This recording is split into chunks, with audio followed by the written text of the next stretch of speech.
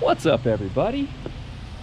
So I am now starting another shop project. I bet you guys are getting sick of the shop projects, but they just seem to keep popping up, so I got to keep moving on those. This one's going to be an end table that I'm going to make with some reclaimed wood, and the wood is actually from one of the Jim Beam factories. It's the Jim Beam factory that burned down a few years ago. So I managed to get my hands on a few pieces of some structural beam. It's really old wood. It's pretty dry, but I'm gonna give it a crack and make a couple end tables out of it and see where we get. It's actually starting to sprinkle on me a little bit here, but yeah. So I'm gonna get started on that, show you guys how to make one, and hopefully it turns out the way I see it up in the old noggin. So we're gonna give it a quick crack, and hopefully we all learn something once again. All right. Just hit a button, Morty. Give me a beat. Oh man, okay, all right. Free my soul. Just let it go. I wanna roam.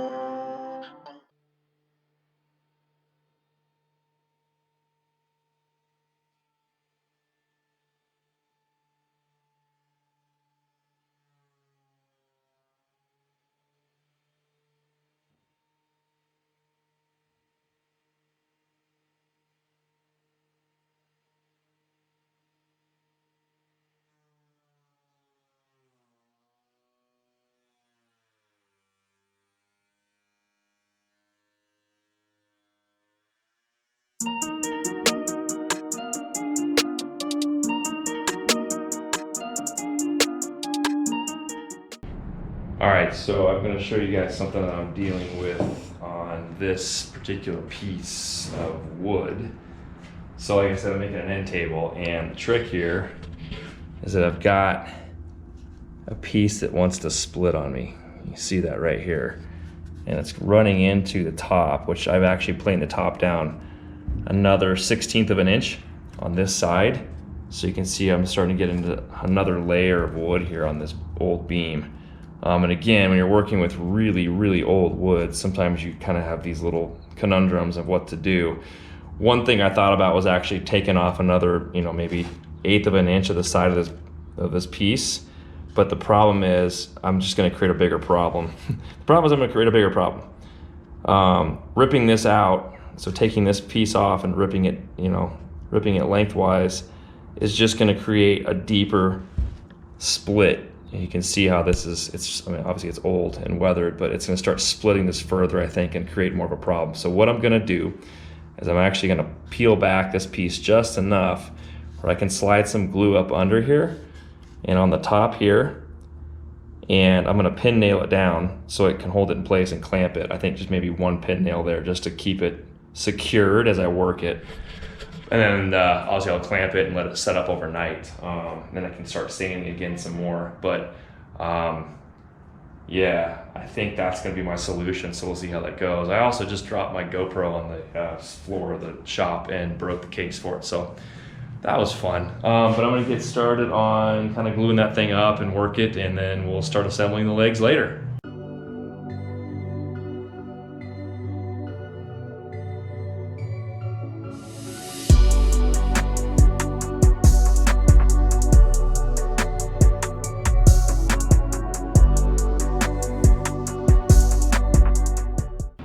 All right, so as you can see, glue is dried on both ends, here and here. I've sealed this thing up. It's nice and solid now. I don't have any sort of flare happening on that edge, and I don't have to rip any more of it down. So I'm gonna do one final pass at the sander, and then I'm gonna go ahead and route my edges and just ease these edges over with a small bull nose, and then we can start sanding down and assembling the legs, which is the next step.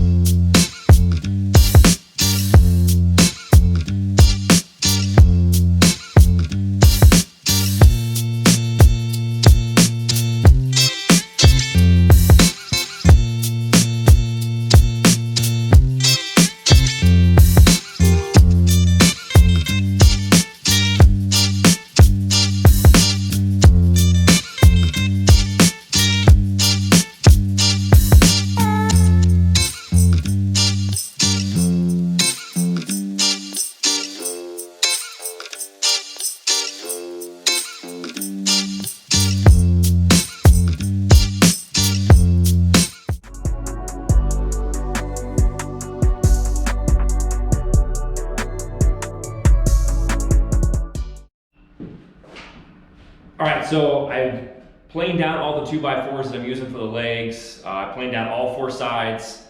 I got them all sanded. I didn't show the sanding that I did just a little bit ago, a couple days ago, as I'm back in the shop, only because you guys don't need to see me sand all that stuff down, and my battery was dead at that point anyway, so I couldn't film it, and I just wanted to keep moving. So just to recap real quick, after everything was planed down, the 2x4s for the legs, I went down and hit it just with 220 grit on the random orbital sander. So they're all ready to go. My next step now is to go ahead and set the pocket hole screws using my Kreg jig, and I'm going to go ahead and use that to set the legs into the bottom of our wood for our top. And that's just going to be the way I fasten them together. That way I can hide the screws. I'm not drilling to the top or the bottom, and I can set the legs the way I decided to do them for the most stable, we'll call it stable structure I can think of. So I'm gonna go ahead and do those pocket hole screws and then go ahead and set those legs into our top and keep moving.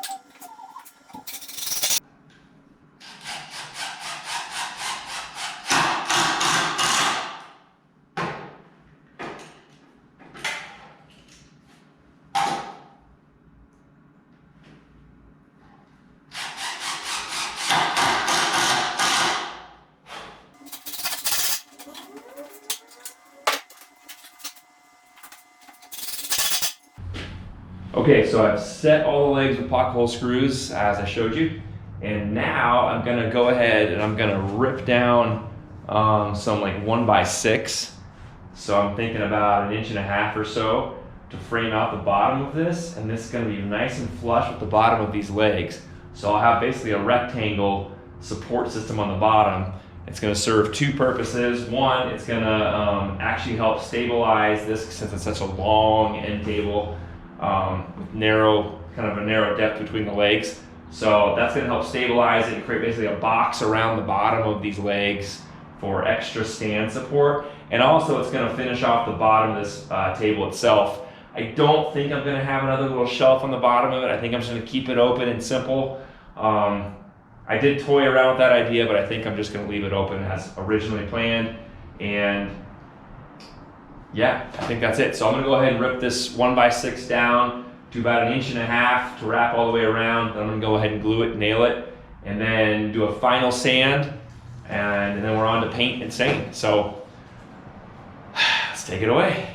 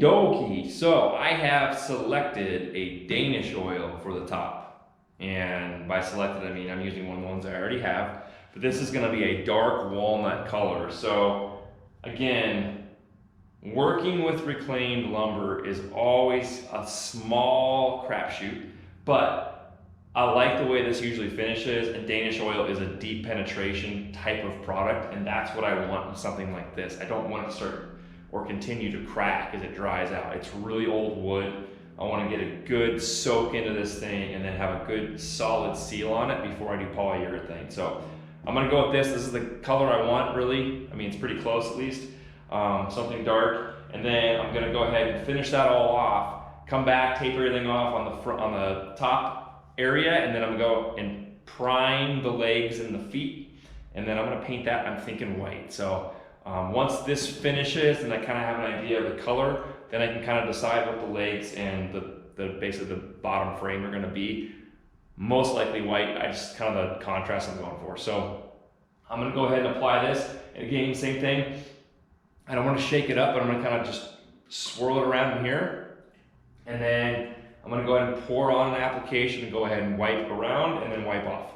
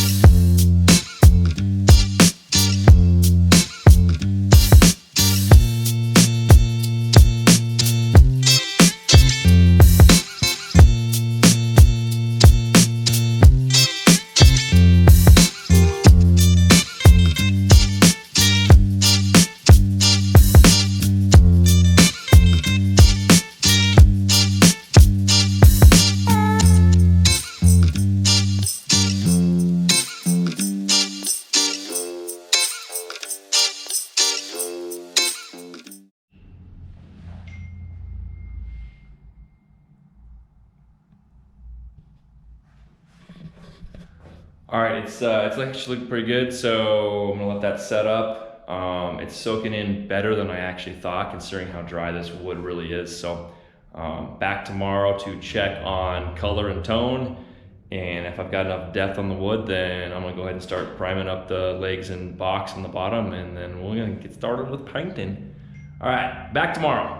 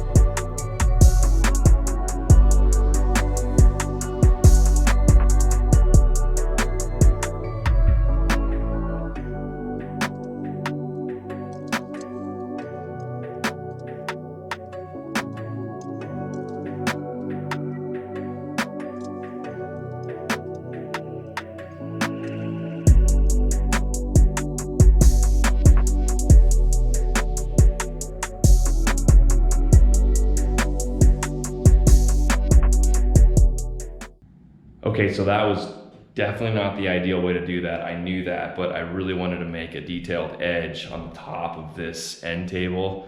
And so since I forgot to do it before I started staining and painting everything, I knew I had a little bit of cleanup on the top to do anyway. So I went ahead and picked my detail, picked my router bit, and then went ahead, as you saw, and finished that off. Came back, one final coat of stain. I'm gonna let that dry overnight. I'm gonna come back in the morning, put on probably 2 coats, maybe 3 coats of polyurethane, and then we're ready to go. So there's the final product before polyurethane. And like I said, I just went ahead and I stained the entire top and the sides again with another coat, and then obviously stained in that detailed edge as well. So back tomorrow.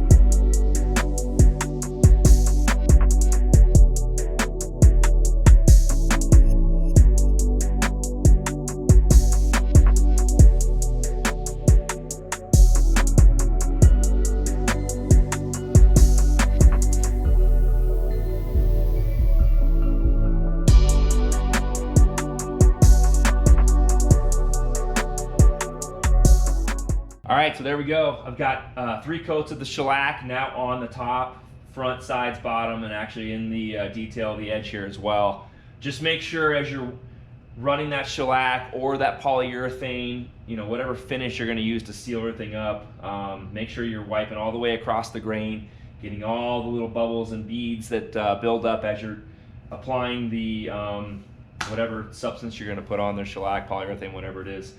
You just don't want those bubbles drying because then you have to go back and sand it off. So just keep that in mind.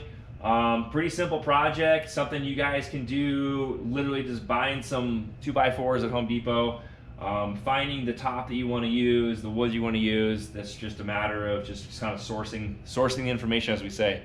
Again, this was some old lumber from the Jim Beam factory that burned down a while back, and again, I was really lucky to get my hands on some of that and had some left over from a different project, so I decided let's go ahead and make a little end table. That's it. Leave your questions, comments in that section below. Don't forget to hit subscribe and hit that thumbs up on your way out. I really appreciate watching this video, and we got a few more projects coming in the shop, so keep an eye out for those videos as well. Until next time, guys. Later.